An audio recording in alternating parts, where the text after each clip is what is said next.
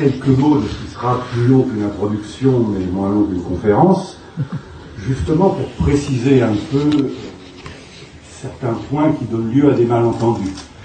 C'est-à-dire que je voudrais présenter, pour commencer, ce qui a été finalement le fil conducteur de différents essais que j'ai écrits depuis maintenant presque une vingtaine d'années. Et comme on est à la fabrique de philosophie, un tout professeur, à un moment ou à un autre, rappelle à ses élèves la formule célèbre de Platon, reprise par Aristote: la philosophie est fille de l'étonnement.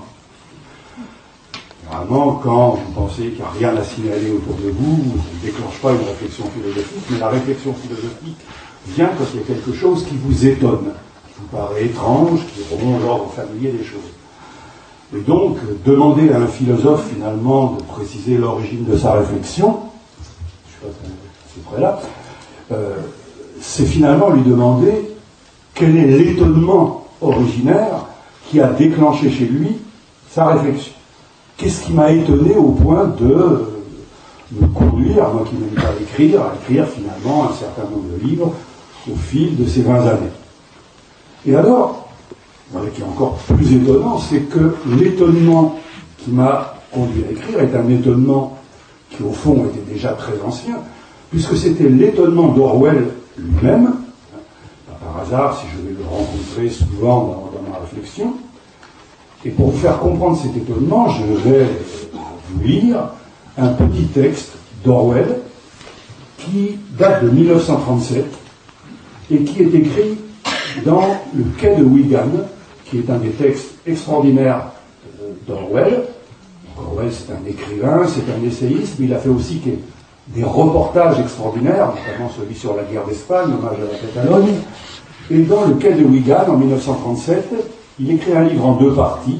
La première, c'est le récit d'une immersion dans le monde ouvrier de ce centre industriel de Wigan. C'est là où Orwell va vraiment rencontrer la classe ouvrière et devenir définitivement socialiste. La première partie est extraordinaire. Il y a quelque chose de Hemingway et autres quand il décrit le monde ouvrier. Et puis la deuxième partie, c'est un essai sur ce qu'est le socialisme. Si vous aviez un livre à lire pour commencer à comprendre Orwell, je pense que la deuxième partie du Quai de Wigan, c'est en 18, est vraiment l'introduction idéale. Inutile de dire qu'à l'époque, son éditeur, Victor Gollancz, n'a pas tout à fait apprécié la deuxième partie, parce qu'elle pouvait troubler les intellectuels de gauche de l'époque, mais finalement, on a réussi à publier ce texte, il est extraordinaire. Donc je vais vous lire ces quelques lignes, et comme on ne se refait pas quand on est prof de philo, je vous commenterai longuement la première phrase, on ira plus vite. Donc voici le début de ce texte écrit en 1937, inutile de vous rappeler le contexte, les effets non dépassés de la crise de 29, la montée du fascisme, la terreur des grands procès en Russie, c'est une époque extraordinaire, et voilà ce qu'écrit donc dans cette époque Orwell. En ce moment, la seule attitude possible pour tout individu honnête, en anglais, for any decent person, pour toute personne décente, c'est le common decency, que son tempérament le porte plutôt vers les conservateurs ou plutôt vers les anarchistes, c'est d'œuvrer pour l'avènement du socialisme. Alors je fais mon petit commentaire professoral, parce que cette phrase me semble résumer l'essence même de la pensée socialiste d'Orwell. D'abord, vous remarquerez que, pour Orwell, la décision d'œuvrer pour le socialisme, il dit pour ce qu'il appelle le socialisme, trouve son point de départ dans le sens moral des individus. C'est la seule attitude possible pour tout individu honnête. C'est-à-dire que ce qui va nous conduire à penser qu'il faut rompre avec la société dans laquelle nous vivons, c'est le sentiment qu'il y a quelque chose de fondamentalement indécent, au sens où on parle de revenus indécents, des grands patrons du CAC 40, ou des vedettes du football, ou des stars du showbiz, dans la manière dont fonctionne la société moderne. Autrement dit, à l'origine de la révolte socialiste, il y a, pour employer un mot qui est devenu à la mode, pour de bonnes et de mauvaises raisons, mais qu'Orwell avait ratifié, une indignation. C'est d'abord parce que nous sommes indignés que nous pensons que le monde tel qu'il va doit être changé. Comme disait Chesterton, le monde tel qu'il ne va pas. Orwell, lui, parlait souvent du mot indignation et parfois de colère généreuse. Il y a des choses qui nous exaspèrent, qui nous indignent dans la manière dont ce monde fonctionne. Alors bien sûr, ça ne veut pas dire que la philosophie socialiste, pour Orwell, se réduit à une posture morale. Encore une fois, l'indignation n'est qu'un point de départ. Pour que ce point de départ débouche sur quelque chose de concret, il est évidemment nécessaire de le développer philosophiquement et politiquement. Et par conséquent, de chercher à comprendre la logique du capitalisme, comment elle transforme nos vies quotidiennes, la ville où nous habitons, nos rapports au travail, à la nature, etc., etc. Mais il reste que pour Orwell, c'est bien une révolte morale qui est à l'origine, et tout de suite vous comprenez qu'en 1937, ça le met en porte-à-faux avec ce qui est l'idéologie dominante des intellectuels ou de gauche ou socialistes, qu'est cette version du marxisme qui a triomphé en Union soviétique à cette époque. Parce que vous vous rappelez que pour Marx, le socialisme est une science, c'est pourquoi il a tendance à discréditer le socialisme originel en l'appelant utopique, ce qui veut dire chez lui tout simplement non scientifique, et sa doctrine, il l'appelle le socialisme scientifique. On sait même que son grand modèle était Darwin, il avait voulu dédicacer le Capital dédié à Darwin, il pensait que de même que Darwin avait découvert la loi de l'évolution des espèces, lui avait découvert la loi de l'évolution des espèces sociales, et que c'est ça qui lui avait permis de comprendre qu'il y avait un sens de l'histoire, et que le développement technologique rendait nécessaire à un moment donné, avec, comme il dit, la fatalité qui préside aux métamorphoses de la nature, le passage à une société socialiste ou communiste. Cette prétention peut nous faire sourire maintenant. Cela dit, je signalerais que les libéraux ne sont pas très différents, parce que les libéraux, au fond, ils nous disent que le fondement de leur doctrine, c'est la science économique. Et au fond, si les libéraux étaient honnêtes, ils devraient dire, nous parlons non pas en tant qu'économistes, mais au nom du libéralisme scientifique. Exactement au sens où nous parlait de la socialiste scientifique. Vraiment, ça changerait un peu la donne si dans une émission C'est dans l'air de Caluy, au lieu de dire, pour discuter de la question devons-nous sortir du libéralisme, nous avons là 5 experts de l'économie, si on disait nous avons 5 représentants du libéralisme scientifique, l'émission aurait une coloration un peu différente. Quoi qu'il en soit, ce qu'il faut comprendre, c'est que pour Orwell, il n'est pas nécessaire pour comprendre la nécessité de rompre avec la logique du capitalisme, d'être sorti de Polytechnique, d'avoir étudié le sens de l'histoire, etc., etc., et la mission, compris la mission historique du prolétariat. Il suffit de posséder un minimum de sens moral, et il faudra rappeler que chez Orwell, le sens moral n'est jamais séparable du bon sens, ni même du sens esthétique. C'est une question, cela dit, donc de common decency, de sens moral. Et c'est là, évidemment, la racine chez Orwell de son opposition perpétuelle entre un socialisme des intellectuels et des nouvelles classes moyennes, et ce qu'est le socialisme des gens ordinaires, dont il se fait le défenseur. Ça, c'est le premier point dans cette phrase. Puis vous avez remarqué la deuxième partie de la phrase, que leur tempérament, ça c'est un concept très intéressant chez Orwell, le tempérament. Vous avez tous un tempérament qui ne correspond pas forcément d'ailleurs à vos idées philosophiques. Quelqu'un peut avoir un tempérament, une position philosophique qui l'amène à défendre les droits de l'homme, la lutte contre les discriminations, et avoir dans sa vie quotidienne un tempérament fasciste et autoritaire. Orwell nous dit donc qu'il parle du tempérament conservateur et du tempérament anarchiste. Autrement dit, il nous dit il y a 2 types de tempéraments parmi les gens décents et honnêtes, qui ont un sens moral affirmé, qui prédisposent de manière privilégiée à rentrer en dissidence avec la société telle qu'elle est. Comme on dit, dans la salle, il y a peut-être des gens qui ont plutôt un tempérament conservateur. C'est-à-dire, un tempérament conservateur, ça serait celui qu'Engels célèbre quand il dit que il a le sentiment, je cite Engels, que dans l'héritage culturel transmis historiquement, il y a des choses véritablement dignes d'être conservées. Dans la salle, il y a des gens qui ont plutôt un tempérament anarchiste, c'est-à-dire des gens qui ont le goût de l'autonomie individuelle et collective, et qui surtout, ça c'est clair chez Orwell, qui se méfient absolument des gens qui sont animés par l'amour du pouvoir. C'est tout son roman Animal Farm, la ferme des animaux. C'est une révolution des animaux qui veulent faire une ferme socialiste, où tous les animaux seraient égaux entre eux. Il se trouve que les cochons, je ne sais pas s'il a choisi par hasard cet animal emblématique, sont travaillés par l'amour du pouvoir, et qu'à la sortie, ça donne un monde où tous les animaux sont égaux, mais certains sont plus égaux que d'autres. Et évidemment, ce n'est pas simplement une critique psychologique, c'est une critique politique. Parce que dès lors qu'on est dans une grande organisation et qu'il y a une pyramide, que ce soit l'État, une entreprise, et un parti, une association, en général, vous retrouvez très vite en haut de la pyramide tous ceux qui ont été prêts à tuer père et mère pour arriver là où ils sont.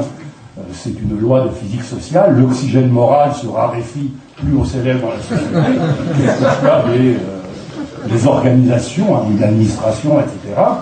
Et c'était ça le grand tempérament anarchiste d'Orwell. Donc, je suis bien d'accord, quand Orwell, très jeune, se présentait par provocation comme un anarchiste-story, c'était une boutade de jeunesse. Mais quand ensuite on nous dit, c'est par exemple la thèse de Jean-Jacques Rosa, qu'une fois cette boutade de jeunesse, ça n'a plus aucun sens chez Orwell, non. Le socialisme d'Orwell est un socialisme, mais il nous dit que ce socialisme possède dans sa structure quelque chose qui relève du conservatisme et quelque chose qui relève de l'anarchisme. Et sur le plan conservatiste, tous les historiens des révoltes populaires, au Mexique, au Moyen-Âge, etc., montrent toujours que les révoltes populaires prennent appui sur quelque chose du passé. L'autre jour, je voyais devant l'Élysée la manifestation de la Confédération paysanne venue protester contre la loi qu'on veut faire pour interdire aux paysans de réensemencer leurs champs et pour taxer le droit de réensemencer leurs champs avec leur propre récolte. Les représentants de la Confédération paysanne parlaient du droit ancestral et coutumier des paysans depuis le néolithique à disposer intégralement de leur récolte. Et c'est quelque chose que vous retrouvez chez Zapata au Mexique, dans les révoltes contre la gamelle au XVIe, XVIIe siècle, etc., etc. Je reprends donc ma lecture, après je ne commande plus le reste de la phrase, donc après avoir dit que tout individu honnête devrait œuvrer pour le socialisme. Or, ce qui me frappe, continue Orwell, c'est que le socialisme perd du terrain là où précisément il devrait en gagner. Avec tous les atouts dont elle dispose, car tout ventre vide est un argument en sa faveur, l'idée du socialisme est moins largement acceptée qu'il y a une dizaine d'années. Et c'est ça l'étonnement d'Orwell. Et je pense que ce texte n'a rien perdu de son actualité.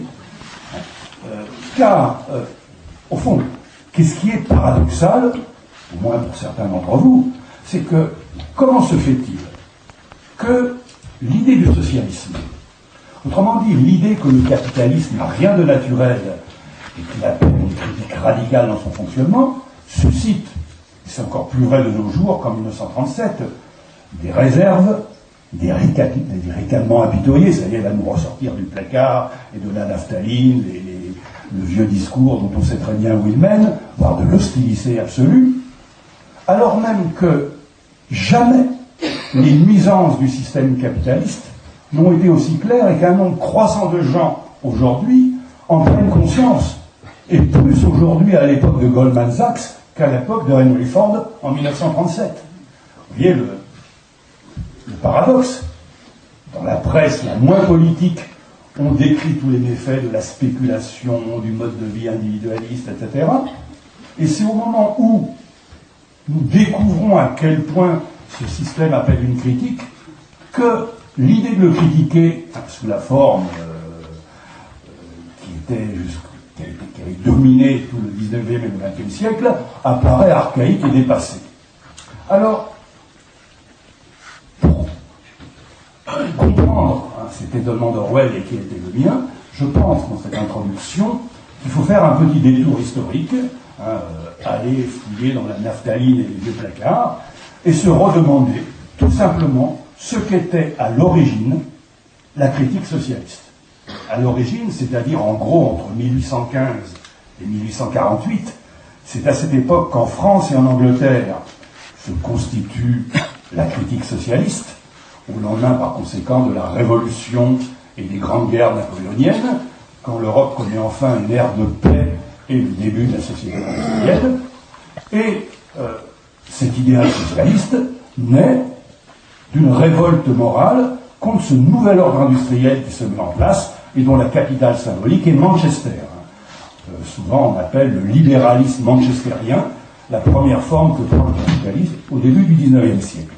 Alors, je ne nie pas que ces différentes écoles socialistes diffèrent déjà sur la question des formes concrètes que devra prendre une société socialiste.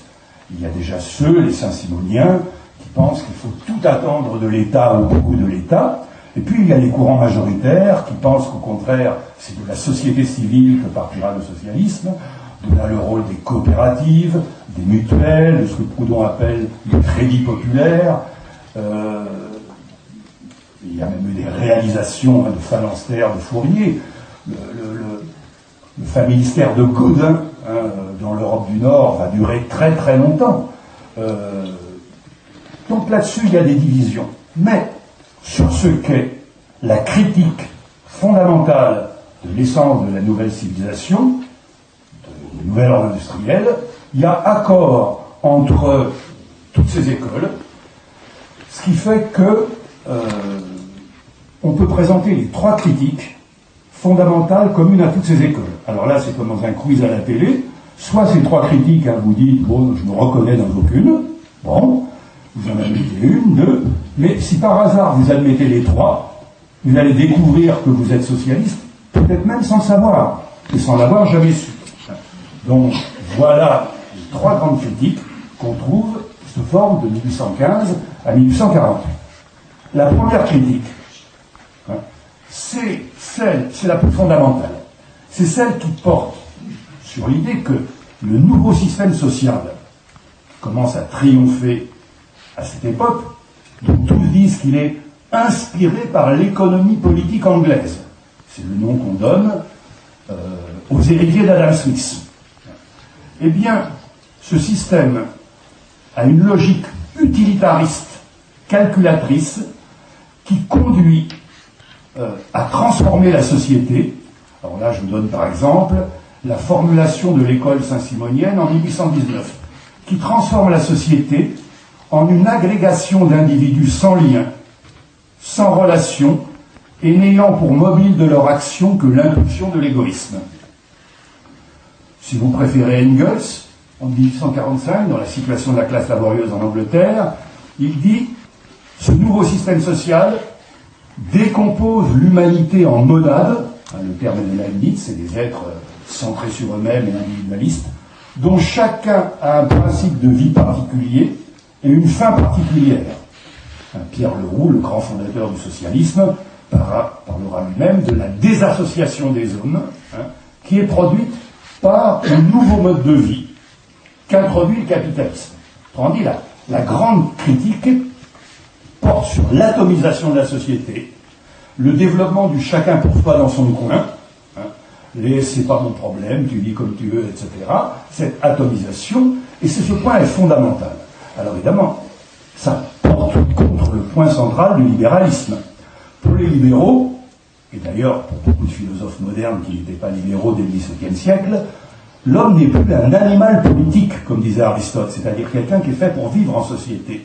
On se le représente comme un individu indépendant par nature, et qui dès lors est voué à n'agir qu'en fonction de lui-même, c'est-à-dire dans la pratique, en fonction de ses intérêts privés.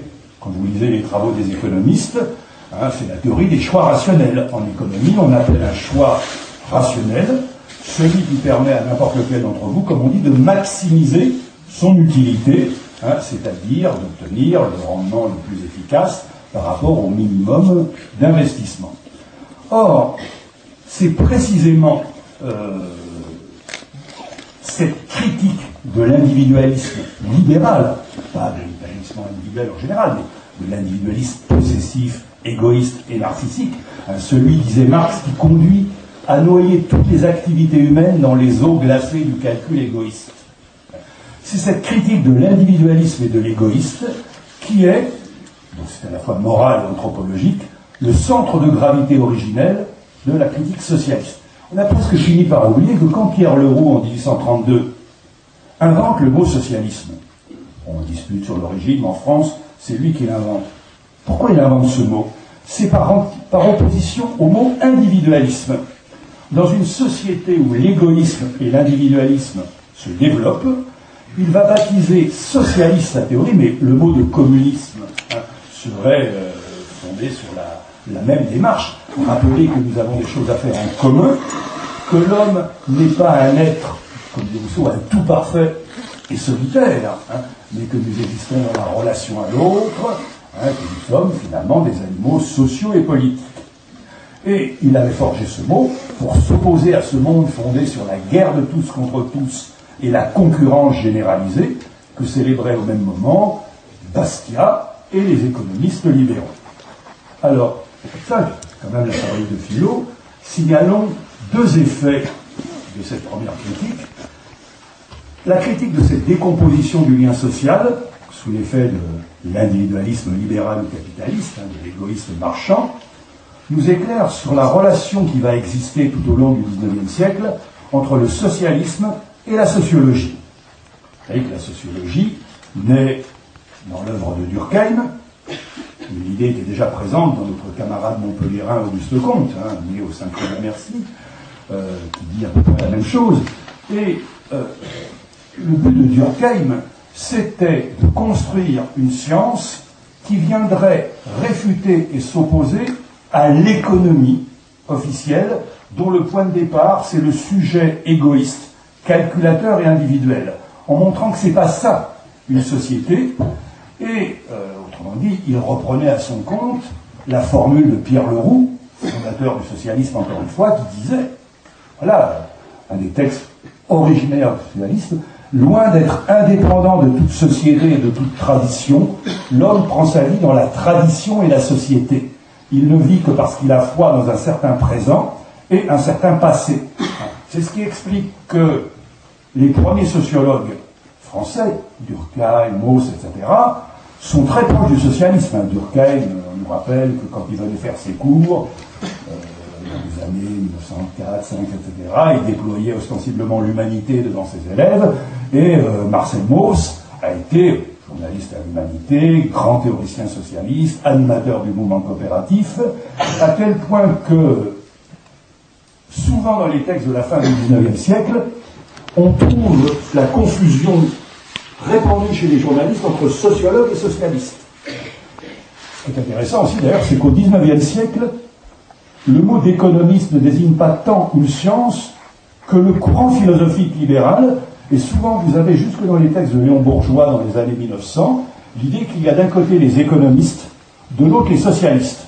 Ça serait plus clair, encore une fois, si les médias présentaient les choses comme ça. Alors, ça, c'est le premier point.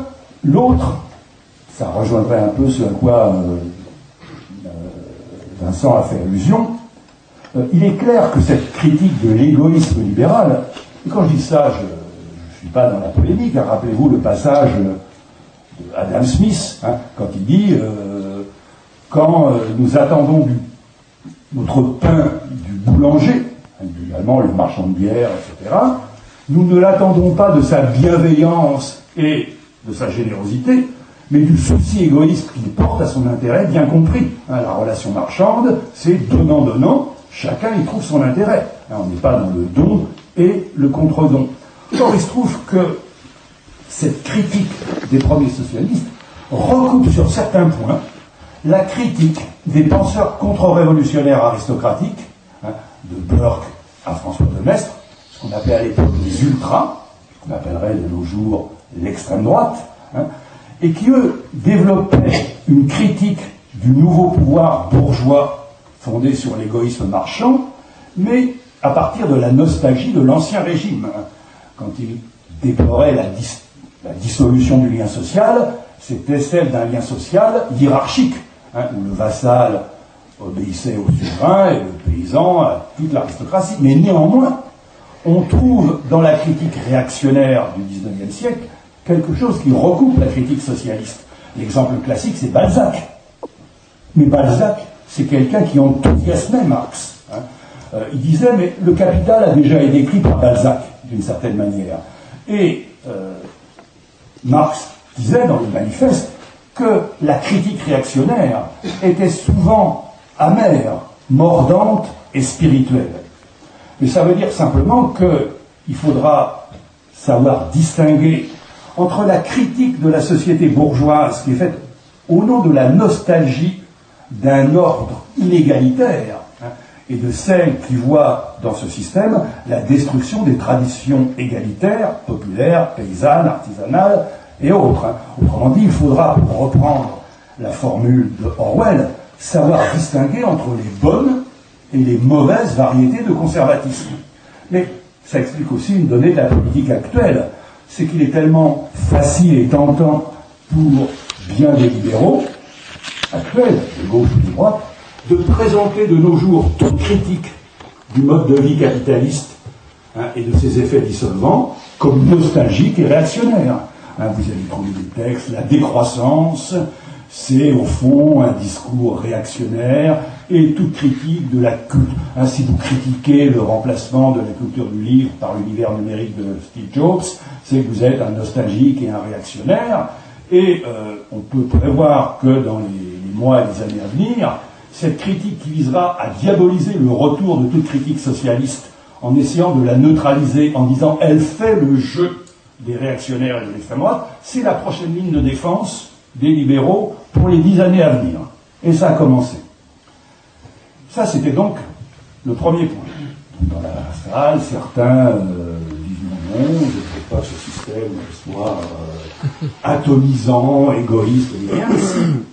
Si ceux qui sont d'accord avec cette première critique ont déjà fait un pas vers le socialisme. La deuxième critique, c'est celle, alors j'emploie le mot technique qu'emploient tous les socialistes de l'époque, de la prolétarisation des travailleurs.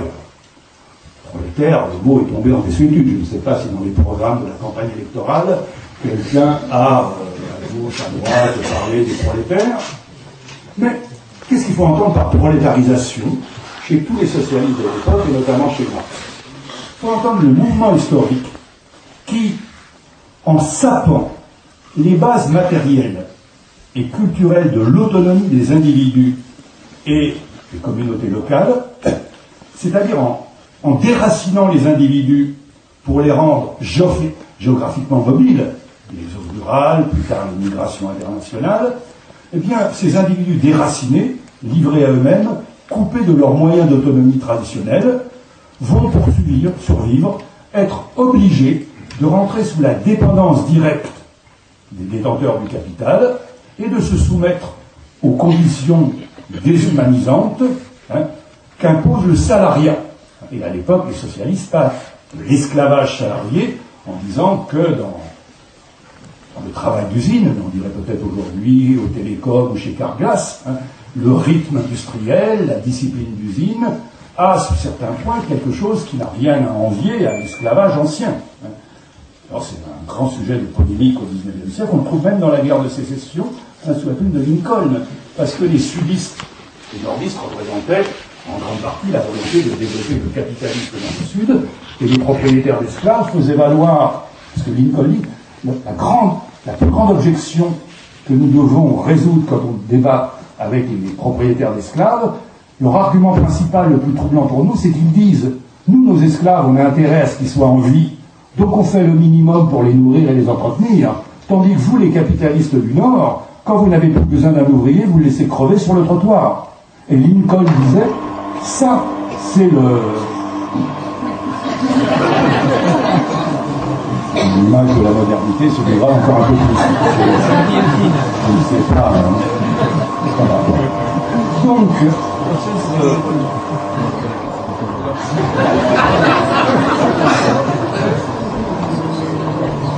j'ignore.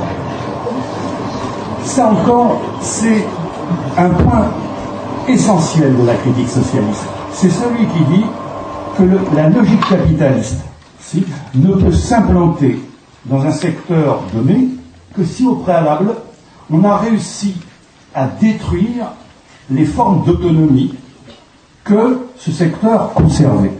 Prenons l'exemple de Monsanto de nos jours et des grands semenciers.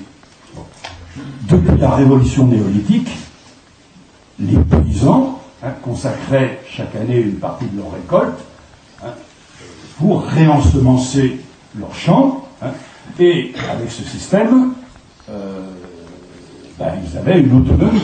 Ça veut dire que même s'ils n'arrivaient pas, en travaillant pour le marché avant leur production, ils avaient une autonomie vivrière qui leur permettait de survivre. Qu'est-ce que c'est que le principe de Monsanto?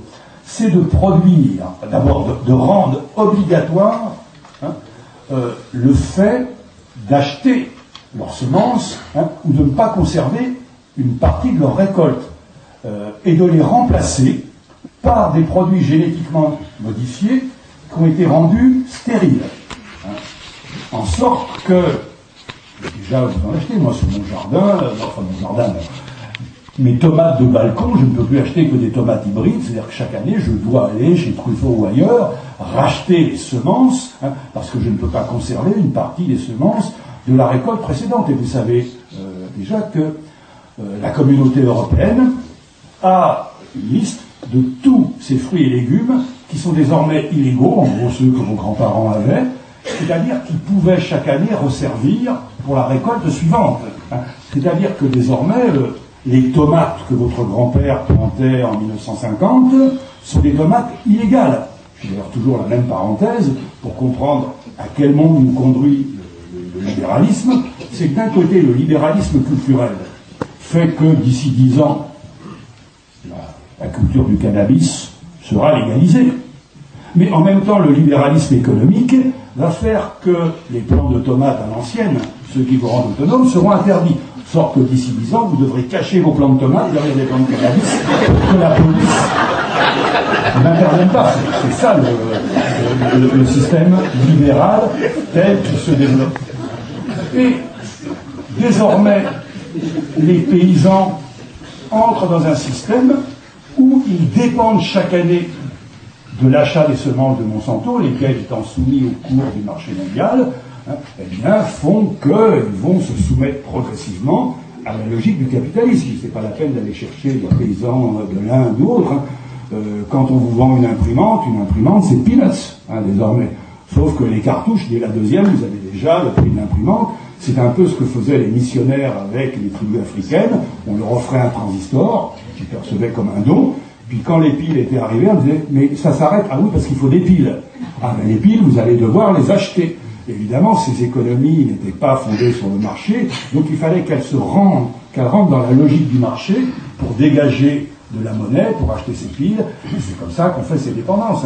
Si vous avez l'habitude de cuisiner vous-même, art autonome de savoir cuisiner soi-même, mais si on peut vous faire acheter les plats préparés à l'avance, vous allez devenir dépendant de quelqu'un qui ne saurait pas faire la cuisine, de cette logique du marché. Eh bien, c'est cette théorie de la prolétarisation. Le prolétaire est celui qui a été dépossédé de tous les moyens de survie de manière autonome, qui fait qu'il est contraint de vendre sa force de travail aux détenteurs du capital, qui était à l'origine de la théorie de l'exploitation de l'homme par l'homme, et aussi, c'est très intéressant, de cette théorie qui disait le métier se dégrade. Un métier, c'est ce qui vous donne une autonomie. L'ébéniste, le professeur de mathématiques, l'ingénieur du son, le chirurgien, etc. Or, en le soumettant à la logique capitaliste, on va d'abord séparer les tâches d'exécution et de conception, on va chronométrer, l'univers de Carglass, des télécoms, etc. Et on va remplacer le métier par l'emploi. Le métier produisait des valeurs d'usage, vous aviez une autonomie, le professeur était maître dans son heure de cours, c'était un métier, Il va falloir que les réformes transforment ce métier en emploi, standardisé, contrôlé, des critères d'évaluation précis, etc., pour le rentabiliser au maximum. Et ça devient un job, un taf, un boulot. C'est la disparition du travail sous la forme du métier, les premiers socialistes et des ouvriers de métier, et le fait qu'on rentre dans une logique de l'emploi, dont le seul but c'est de dégager du profit, et non pas de produire des valeurs d'usage. Ça, c'était la deuxième critique. Si on a qui ont déjà franchi le stade 2, ils se rapprochent du totalitarisme à pas de géant. Le troisième, la critique d'une logique économique, d'un système fondé sur l'innovation technologique permanente, qui avait alors incontestablement produit un développement extraordinaire de la richesse matérielle. Nul ne le contestait chez les socialistes de l'époque, sauf peut-être le mouvement ludique qui avait une vision un peu plus radicale. En gros, ça c'était pas contestable. Sauf que la mécanique de la croissance, et le premier à l'avoir dit, c'est Fourier, ainsi que son disciple Victor Considérant, qui serait, si j'avais une confidence à faire, mon socialiste préféré, car si vous lisez Victor Considérant, c'est absolument prodigieux. Il disait oui, ce système produit de la richesse, mais c'est une machine qui produit de la richesse en concentrant une part essentielle et croissante de celle-ci entre les mains d'une nouvelle aristocratie. Alors une aristocratie de fait, ça c'est la grande différence entre la bourgeoisie et les ordres anciens. Savoir qui est noble et qui ne l'est pas, il y avait les titres, un ordre est juridiquement, a des privilèges, juridiquement codifiés. On sait qui est membre de la nomenclatura en Union soviétique, qui est noble, qui est sénateur à Rome. Et le grand étonnement des socialistes, c'était, ce qu'on dit aux socialistes, c'était qu'après la Révolution française, les privilèges de naissance avaient été abolis, et on se retrouvait avec quand même sur le dos une nouvelle aristocratie qui n'avait aucun privilège juridique. Dans la Constitution, il n'y a pas l'idée que tous les hommes sont égaux en droit, mais les bourgeois sont plus égaux que d'autres, et la liste des bourgeois, non. Et c'est pour ça qu'on a formé le concept de classe. Et le concept de classe ne se confond pas avec celui d'ordre, parce qu'il faut le reconstituer. Une classe est invisible. Il faut, par des enquêtes et des analyses, reconstituer qui appartient à cette bourgeoisie, alors qu'on n'avait pas le problème, avec la noblesse. Et, en tout cas, c'est ça qui était important, c'était donc que cette croissance économique est une machine qui produit des richesses, mais en produisant simultanément de l'inégalité à l'intérieur des nations et entre les nations. Tandis là, la croissance n'est pas neutre. Fourier est le premier à le dire. C'est pas une production de valeurs d'usage correspondant à des besoins humains, dans la mesure où son but est de produire des valeurs d'échange. Et la valeur d'échange est totalement indépendante de la valeur d'usage. On nous dit que le Rafale a une valeur d'usage extrêmement grande, qui peut tuer des populations civiles d'une manière incroyablement efficace, mais il n'a aucune valeur d'échange, puisqu'aucun pays du monde ne veut l'acheter. Inversement, le gadget le plus stupide, le plus inutile, peut faire la fortune de son concepteur s'il trouve des acheteurs. La logique de la croissance n'est pas de produire ce qui sert à quelqu'un, c'est de produire ce qui trouve un acheteur. La publicité étant là pour faire le raccord et vous persuader que vous ne pouvez pas vivre. Chaque soir, vous regardez la publicité sans ces dernières inventions de Steve Jobs, sans cette dernière voiture qui, etc., etc. Et aux yeux de Fourier, les crises de surproduction sont une nouveauté dans l'histoire, illustraient cette absurdité d'un système de croissance où vous pouviez avoir des gens qui mouraient de faim pendant qu'on était obligé de détruire. Les fameuses disettes en Afrique, il y a quelques mois, pour lesquelles on a sollicité un téléthon national, on oublie de dire que les populations qui mouraient de faim au pied de silos remplis, de greniers remplis. Il n'y avait pas un manque objectif de nourriture. Simplement, le système logique du capitalisme et de la spéculation faisait qu'ils n'étaient pas solvables et ne pouvaient pas acheter ce qu'ils avaient sous les yeux. Et donc, on demandait aux gens appel à votre charité pour leur envoyer, mais leur envoyer depuis 20 000 km ce qu'ils avaient à 100 mètres. Et c'est voilà ce genre d'exemple qui scandalisait Fourier. J'ai fait les 3 points, vous savez où vous en êtes. Je résume, pour bien vérifier si vous n'êtes pas trompé sur vous-même. Destruction progressive des bases anthropologiques de la civilité et de toute vie commune, par l'atomisation de la société et la mobilité généralisée. La mobilité, c'est devenu le concept fondamental du capitalisme aujourd'hui. J'entendais l'autre jour Raffarin disant que dans 20 ou 30 ans, il faudra qu'un jeune sur 2 en France aille à l'international. C'est le futur. Autrement dit, nous devenons des monades en mouvement perpétuel. C'est ça qui nous a. 2. Soumission croissante de l'existence des individus et des peuples au mouvement erratique d'un marché qu'on dit autorégulé. Désormais, c'est la main invisible des marchés qui doit guider les décisions politiques. Alors là, je ne fais pas un dessin. Rassurer les marchés financiers.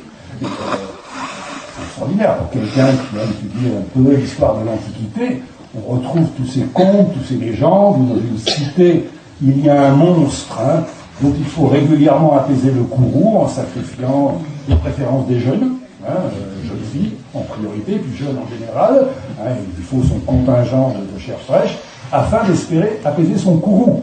Là, on vous demande des sacrifices humains pour apaiser la colère des marchés. Le courroux de ce bal moderne qui vous demande, c'est mythologique quasiment. Et enfin, 3, approfondissement sans fin des inégalités sociales les plus indécentes. Vous voyez que les patrons du CAC 40 ont distribué à leurs actionnaires 40 milliards pour 2011. Et quand vous voyez par rapport au trou, au déficit qu'on vous demande, il y a quelques jours, moi qui suis un fanatique de football, cela dit, quand je vois les salaires mensuels des grandes stars du football, je me dis, il y a quelque chose d'indécent. Alors bien sûr, cette critique est... il y a 2 points qui manquent. D'abord, elle est relativement étrangère à la question écologique, à la question des limites écologiques du développement industriel. C'est pas qu'il n'y ait pas des socialistes, qu'il est déjà souligné. D'abord, William Morris, cet anglais extraordinaire, qui est un anglais, vraiment très anglais là-dessus, il est l'inventeur du design, ses motifs sont encore extraordinaires, il est lié au peintre pré-raphaélite, et il défend un socialisme médiéval, dit-il, tout à fait passionnant. Les situationnistes ont édité son œuvre sous le nom de l'âge de l'ersatz.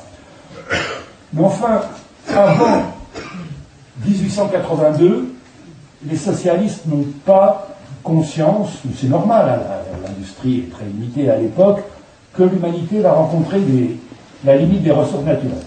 Le premier qu'il fait, c'est un socialiste ukrainien, Sergei Pogdolinski, dont j'ai appris il n'y a pas longtemps qu'il a étudié pendant très longtemps à Montpellier, et qui est marxiste, mais spécialiste de thermodynamique. Et c'est le premier à découvrir que le développement de la croissance ne peut pas être infini.